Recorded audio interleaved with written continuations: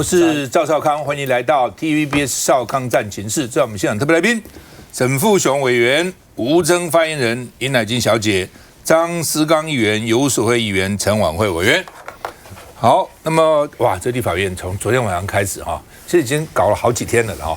不过昨晚蓝营本来说要把这个立法院要去这个轮班哦，值班这个去守住了，所以一大早要进议场，就民进党就先冲进议场去了，把窗子也给它弄破了，然后把门也给它堵了3秒胶。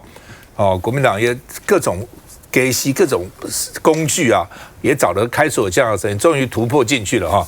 然后进去又打成一团啊，哇，这个实在是啊，立法院我常常想哦，一个立委要选上也不容易。不管你是什么博士啊、教授啊、医生啊、这个律师啊等等，到立法院去到底干什么？每天在那边搞啊，真的是很，我就觉得好女不当立委。就是说你本来就是论议事的，每天打成那个样子呢哈，好吧？说呢，民进党呢这个兵不厌诈，声东击西，而且柯建铭呢，因为借着青鸟的掩护呢，所以有一个5·1战队呢去夜战议场啊。那所以民进党把窗子也打破了，闯进国会里面去。国民党说：“你知道当家不闹事，你是当家做贼，小偷嘛才从窗子爬进去啊。”那另外呢，这个因为窗户全数民进党都进去了。那蓝营本来有立委留守，蓝营每天轮流轮班，你几点到几点，你几点到几点，反应来不及，说民进党已经进去了啊。那这个，而且呢，民进党呢把议场出入门用3秒胶也锁死了，所以蓝委呢就想办法要去突破啊。那另外呢，这个高金素梅怒吼说：“你们是要一把火烧了立法院吗？你们干嘛从窗子跑进来啊？”那后来呢，国民党分3路，国民党现在比较能够打了，他有几个委员是能打的啊。那有兵分3路，攻入跟绿军肉搏战哈。掐颈啦、踹脚啦、砸屏啦，打成一团啊！那另外呢，这个金门的陈玉珍很凶悍啊，他终于把这个女立委一个一个拉下来主席台哈，一个个拉下来哈。那立委尖叫倒地不敌他，好，后来呢强势清场，然后这个占领了主席台。到了11点41分，国民党这个抢回主席台，主席台很重要，所以韩国瑜呢才狼狈的入场。还被绿营泼水，那民进党不爽，说你是违法开会，开什么会？韩国瑜就说本次会议采取举手表决，一个一个举手，然后来算人数，就不用那个表决器了，那现在主要是什么？主要这次也没什么，就是总统、副总统选举罢免法呢，你要去联署，你要有身份证影本，因为怕造假嘛，很多时候就抄名单，其实都那边抄名单哈。那所以呢，他们现在说要附身份证影本哈，那这个本来也没有什么，这不是门槛加严，只是附身份证影本。民进党以前曾经提议过这个哈，那这个所以呢，而且如果你冒用个资，最高会罚100万啊。那这个王一川流泪说呢，不舍多位女委员挂彩，绿委说我们夜袭是不得已，为了让柯建铭跟韩国瑜好好谈。所以呢，才采取这个出此下策啊。那民众党说呢，这个民进党砸碎了前辈捍卫几十年的民主，居然破窗入议场。我们看一下。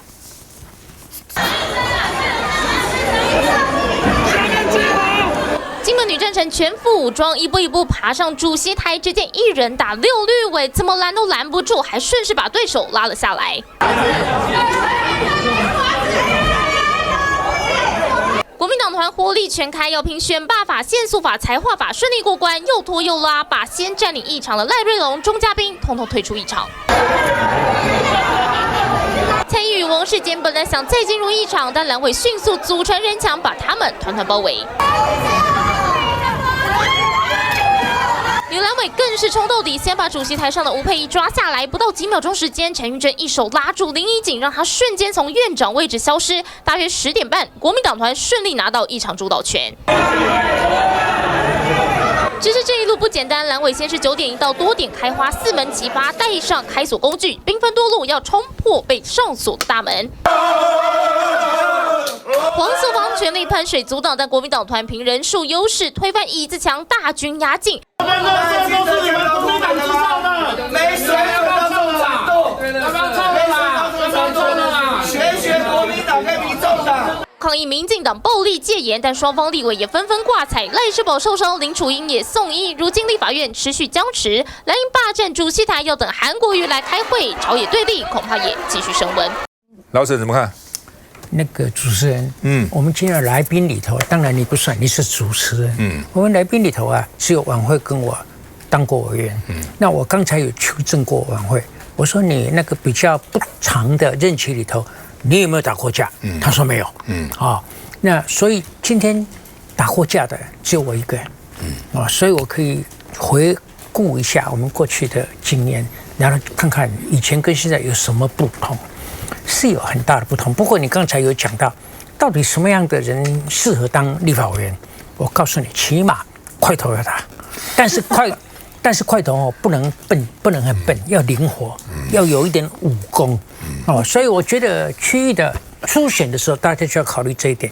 但是不分区的人，党要挑的时候，最好是要挑块头大的，会打架的。你看所以我从这已经抽出一个结论，就是金门是中华民国不可分割的一部分，因为没有金门就没有陈玉珍，没有陈玉珍，没有人挡得了民进党里头的女性委员。我这个中华民国男委员不好去挡女委员嘛？对，这个叫中华民国台派的三段论法，不错吧？好吧。但是我看今天的打架跟我们当年的打架是有质变。但是这个质变是一步一步来的，所以你不是很关心，你不是脑筋还不错，其实你看不出它的质变。现在打架跟当年的还有哪一点不一样？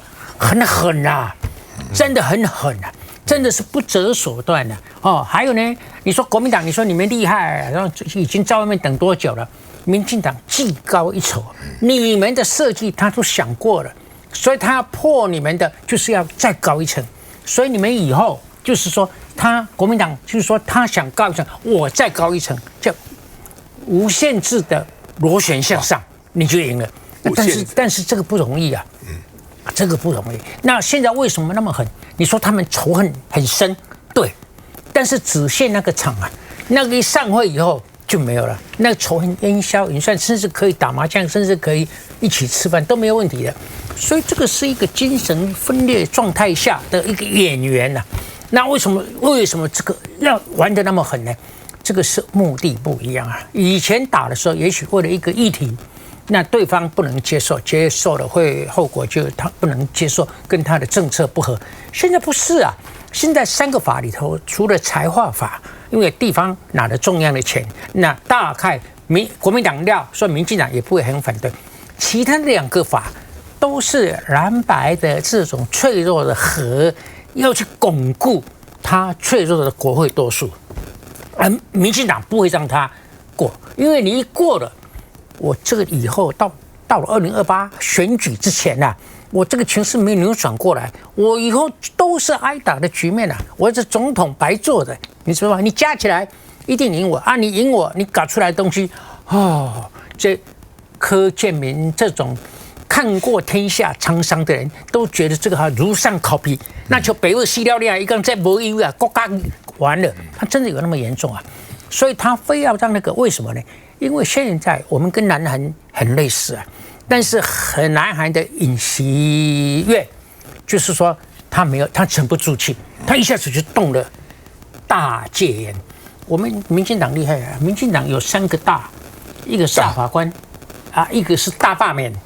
还有呢，一个是大动员、大抹黑，那这个大法官他用过了，还可以再用对所以他才今天那个大动员，那个就是要让他不能再用那大罢免呢，现在把那个调侃的说，你要身份证来看，也要使他的大罢免动不来，所以呢，这些青鸟就在外面。这个我也以前没有看过的群众运动以前群众运动里外配合的没有那么紧，你知道吗？那现在就是说，民进党这边这个人手恐怕也有一点不足，因为女委员多了，而且现在大家国民党也很厉害了，所以那个门口进出的地方要防守点很多，所以不得不动用青鸟。但是青鸟也许有人不愿意，所以用青鸟的助理。所以这个就变成这么复杂。但是呢，我总结了一句啦，这个没有这样解释，我们的选民听不懂。但是这个局势的演变到今天这个地步，我们的整体国家是螺旋向下，这是很悲哀。民进党会不会再用大法官再送去解释？来，晚会你怎么看？我觉得我先讲了哈，昨天其实如果大家有注意，柯建铭在这个协商的时候，其实他就有特别讲。他说，因为大家不是听了他演说30分钟嘛，哈，那里面他有讲一个重点，他说我们就是民主，我在这里面搞民主已经搞了几十年了，所以我们的所有的委员哈，不管是我们民进党或是国民党，大家应该要按照程序来好好做投票啊，这样才是表现民主。他这样讲的哦，但他后面有讲。投票之后输了我们就输了嘛，但没有关系，我们再来送宪法法庭就好了。这是他前一天的论述。然后前一天呢，我们的赖清德总统也在他的这个粉专也特别提到，他说这个民主是得来不易的资产，所以期待国会可以更理性、更民主。所以呢，昨天晚上民进党就展现给大家看赖清德所谓的更理性、更民主是怎么样破窗而入。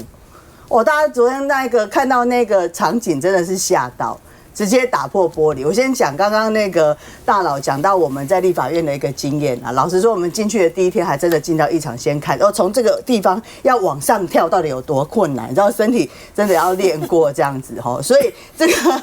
其实我觉得昨天那个状况还是我们过去啦。以我这一届来说，我们在攻防的时候，老实说，我必须承认，在野真的输民进党输很累。为什么叫输很累？他们对于立法院的地形真的非常的了解，他知道从哪边钻进去是可以的，信不信？带喽，就是说他们对于整个议场里面哪边是比较容易进入，他们是掌握的比我们在野。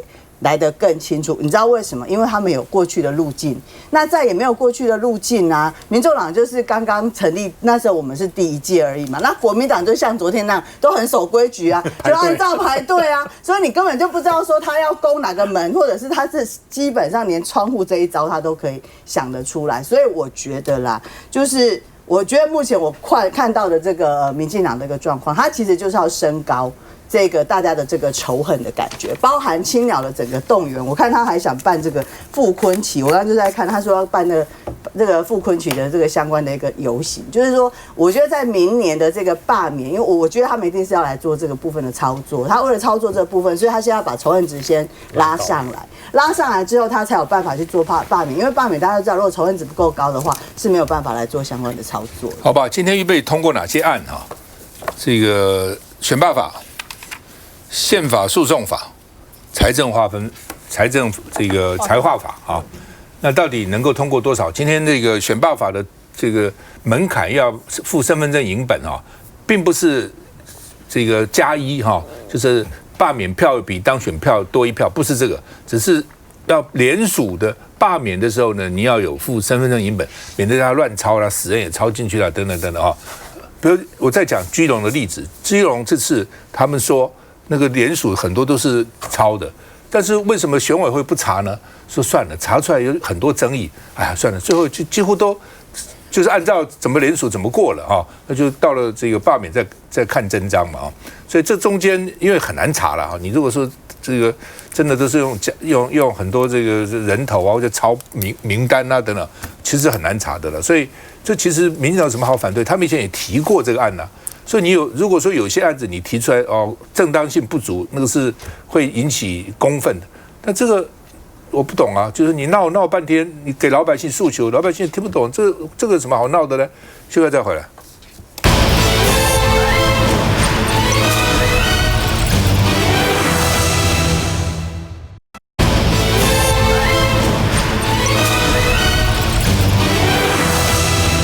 好，那么动员青鸟哈。青鸟喊国民党下台啊，那说1000人啊，有人说2000人，有人说6000人啊，所以呢，到底多少人不知道，不过也不少了。这么冷的天气哈，那么他们这个包围立法院哈，那国民党呢把主席台抢回来，说我们要开会。那青鸟想要冲进立法院，好像警察挡住哈，那爆发了冲突哈。那另外呢，这个国民党才刚把主席台拿下来，场外的这个民众呢就把护栏给拆了，要想冲到立法院里面来，所以跟警察冲突了哈。我觉得这个靠群众啊，我觉得都没有什么道理的。你是民主社会，你就是选票选出来的国会议员嘛。国会议员在里面打来打去，那也就算了，因为反正都是民选出来。你外面这些人，你就算6000人又怎样？一个立委要好几万人才能当选啊，很多立委都十几万票才当选啊。你3000、5000人又怎样？你代表什么？你代表你自己啊！你冲进去算什么东西？冲到国会里面去，这当然不可以啊。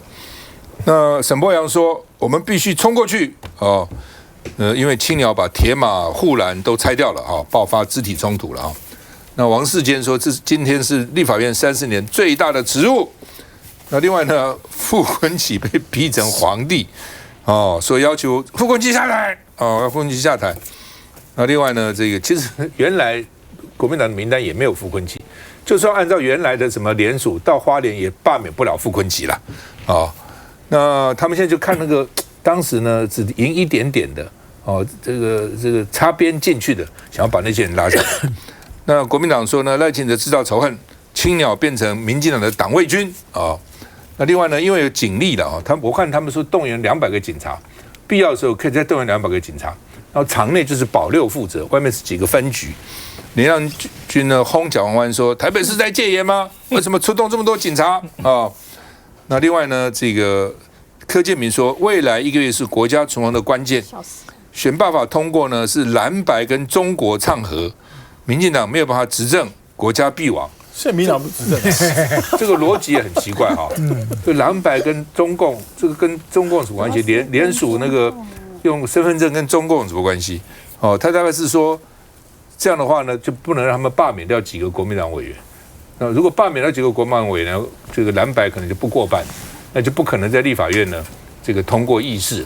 哦，大概是这个意思了啊、哦。那如果说他现在这个罢免不过，蓝白加起来超过民进党很多法案就被修正啊，会被法案会被干掉哈、哦。那这样呢，就造成民进党的不顺啊、哦，那国家就亡了啊、哦。那卓荣泰说呢，希望韩国瑜出面搁置政治性争议的法案。韩国瑜没这个能力啊，你院长能够做什么？院长不能做什么的、啊。哦，院长能做什么？那时候我当委员的时候，常常院长骂院长啊，我说你怎么主持的？为什么这样？为什么不这样？院长说你要把提案提出来啊，你提案出来我才能够处理。我说也对，哦，他不能处理，他不能自己出主意的。院长只是那边主持会议而已嘛，你把院长看得太伟大了吧？我们看一下。很危险，你不要拿来当攻击武器哦，拜托。立法院议场的窗户满目疮痍，国民党立委陈玉珍、王宏威试图靠近，被民进党立委蔡易余、李坤城挡下。同党的邱意莹还从窗帘背后探出头，戴着白手套，避免被碎玻璃割伤。找一下。黄捷、林楚英等多名绿委手拉手，在立法院议场侧门围起人墙。这时，一见到后方的侧门被打开，国民党立委试图硬闯，两派人马展开拉锯战。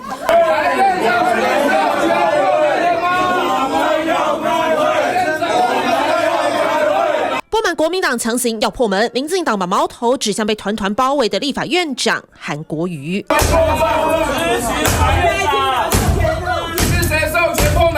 只见工作人员敲了又敲，原本站在门边的韩院长还退了好几步，但门打开，还有椅子山待处理。已经站了半小时了，院长一直在这里等着开会。韩国瑜满脸无奈，毕竟排除障碍物后，议场内还有民进党立委们。不过院长既然都找人开门了，下一步会不会动用警察权强制驱离绿营立委？院长目前议事瘫痪，有可能盗用警察权吗？什么都没回应，但看看立法院长职权，院长确实可为了维持立法院秩序，处理议事召唤驻卫警进入议场。不过警察权自1992年国会全面改选后就没再使用过，若贸然行使，姿势体大。只是这回是民进党立委带头闹事，蓝白立委指控背后根本是总统授意。过去我跟韩院长数次谈话，我们都希望推动福国利民的政策。政治性高的、有争议的、没有共识的法案，应该要暂搁起来。朝野裂痕越来越深。来，苏慧怎么看？刚刚这些民进党这些言论呢，我都不知道怎么去回他们啊。哎，这个林亮君说，蒋万安是要戒严吗？戒严是怎样？尹锡悦的戒严是去抓国会议员是派警察要去抓国会议员。蒋万安派警察是要去保护这些国会议员能够顺利开会耶。现在要去冲撞国会的是这些青鸟，这已经是这些青鸟第2次想要用暴力、武力、群众压力去改变国会的运作了。我们上一次已经讲过了哈，台湾到底要不要继续走现在的代议民主下去？如果要走的话，就要尊重现在的这一套游戏规则，而不是只要立法院一通过你们不喜欢的，你们就要青鸟飞出来，就要用这些少数的人去包围立法院啊，企图要用这些人去改变立法院的这些决议啊。然后这个柯建铭说什么？柯建铭说啊，这是又要说推到阿公阿去啊。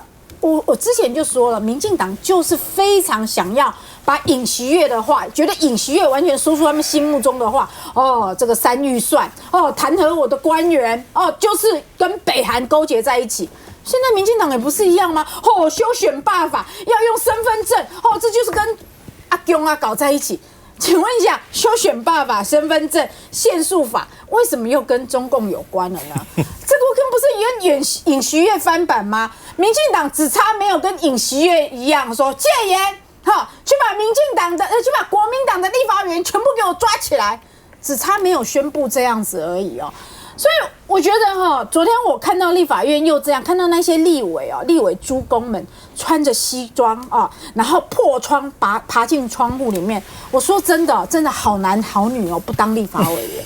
像我们这么厉害的人呢，我们论述能力那么强的人呢，读这么多书的人啊，读这么多书的人，还好我没选上，真的。我们可以好好的审法案，可以好好的讲道理，结果一进到立法院里面，我必须要去打架，我必须要去打破玻璃，然后我必须要去跟人家拉扯头发。这就是我们的国会。请问一下，这两天我们那些年轻的小朋友们，你们包围国民党的前面，然后你们这边喊要民主、要公开、要透明，那结果昨天晚上那些民进党的立委在那边用3秒胶像小偷一样这边粘那个每一个锁孔，拿大锁去把立法院每一个门给它扣住，然后这边把玻璃敲破，那你们还要说好酷、好帅、好民主吗？我觉得蓝绿说真的20年来打打闹闹，我虽然是国民党的，我也不想在这边说还是继续怕。我也希望说大家可以放下拳头，拿起麦克风，要不然的话，我们这些立法委员每一个人身上都是背负着8万票、9万票、10万票，结果进到立法院，我们都听不到他们精彩的论述跟交锋，我们都只看到他们像一堆疯子一样打在一起每一个人这个礼拜你骂我你怎么可以把门锁住？下个礼拜我更狠我把门把那个桌子椅子全部堆在一起，把麦克风全部给你拆了我们国民党有金门坦克，你们民进党有嘉义战车2个这样冲撞在一起，然后为什么都是女性立委受伤？你们知不知道？因为女性打在一起，男性不敢碰啊。然后这一次民进党有没有放水？说真的，民进党当然放水啊，打给支持者看而已啊。国民党很能打吗？没有，国民党只比民进党多1席耶。那为什么这么快就抢回主席台？因为民进党撤退了嘛。所以民进党不要装了啦，你们也放水。吴峥，我想立法院的这些议事杯葛冲突，其实我们都直接一点讲了，我想各党都使用过。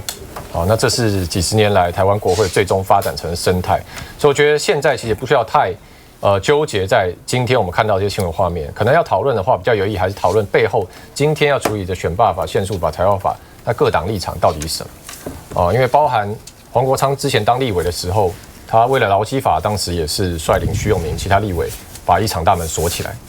那国民党2020年要杯葛监察院人事的时候，当时总召林维洲也是率领党团的团员，半夜进入到议场铁链锁大门，说我们要站3天，后来大概站20个小时。所以各党是少数党的时候都采取过这些手法。那苏慧议员刚刚讲说，希望台湾的国会应该向上提升，呈现一个更好的议事品质。我想这也是很多人大家都希望的。所以其实院长对于刑诉立法院文化，我还是认为院长其实他有一个可以扮演一个很重要的角色了。像过去王金平在当院长的时候，其实朝野之间大家各自有不同的立场。但过去的做法可能是党团协商为主，但因为当然当时党团协商没有直播，所以有人也会觉得说那你们黑箱讨论我们看不到。但是也确实也是在王金平当院长的时候，朝野是可以透过协商一些方式来处理一些重大争议。例如说当时服贸社会很大的震荡，后来王金平在他最后的任内也就不处理这个案子了。那我想这个是接下来韩国瑜院长可能他的选择，他的课题了。那我讲回来，今天处理的这几大法律案包含我们在看到场外青鸟的这些集结，那我觉得不可讳言在今天的场外示威的群众，很多人也有参与现在所谓的公民团体他们可能针对例如说不喜欢的国民党立委，他们已经在想要去罢免，所以我认为他们的愤怒是很合理的，毕竟他们想要行使他们罢免权嘛。那今天立法院确实是要把这个门槛来提升不论你是说现在今天议会处理的这个身份证联署，或者是现在已经过了委员会的这个罢免门槛+1，确实未来罢免难度会上升很多。所以我觉得国民党其实就要回应公民社会，要回应这一些想行使罢免权的人一个问题是说，那国民党过去几年也有在使用罢免这个工具嘛？那我认为现行的这个25%标准其实相对合理。为什么？因为过去几年我们看到，确实蓝绿各自，我们都有人被罢免掉，也有人被罢不掉。像例如说我们看到说，好，韩国瑜被罢免，陈柏惟被罢免，可是黄捷、林昶佐没有被罢免，谢国樑没有被罢免。所以确实，这个门槛是某种程度，它可以阻却一些民意制度没有，就是说是要罢免制度没有到达过半或一定程度，你是罢不掉它的。那现在国民党要把这个加严，要把这个不管是程序或门槛拉高，那其实大家会问一个问题嘛，就是说国民党过去几年也有罢免很多人从黄捷、从林昶佐，对不对？这些立委其实甚至吴思瑶当时也有被联署。那既然大家都使用过这个制度，都使用过这样的联署的机制。那当时觉得是一个可以的手段，为什么当国民党成为国会多数以后，那觉得这个不行了，我们要把门槛拉高？那当然大家会觉得说，你是在把人民的基本权利收回去。不，基本上说，你说+1那个可能是门槛，他身份证是什么门槛呢？那你认为说原来都是作假的吗？如果原来没有作假，身份证也没有增加什么嘛？有增加什么难度呢？总统联署是要身份证。我知道。其实这样立法委员在里面怎么闹怎么那就算了，那立法委员嘛自己。你外面群众包围什么意思？而且你认为群众包围有用吗？我今天如果立委，你群众越包围我越不理你，可你开什么玩笑？你来威胁我？每一个立委都是将近10万票选出来的，我怎么会怕你这外面的人呢？就是你不搞清楚，你就是几千人又怎样呢？你怎么能威胁到我呢？对不对？你要威胁国会，你要冲进国会，你冲进来看看。休息一下再回来。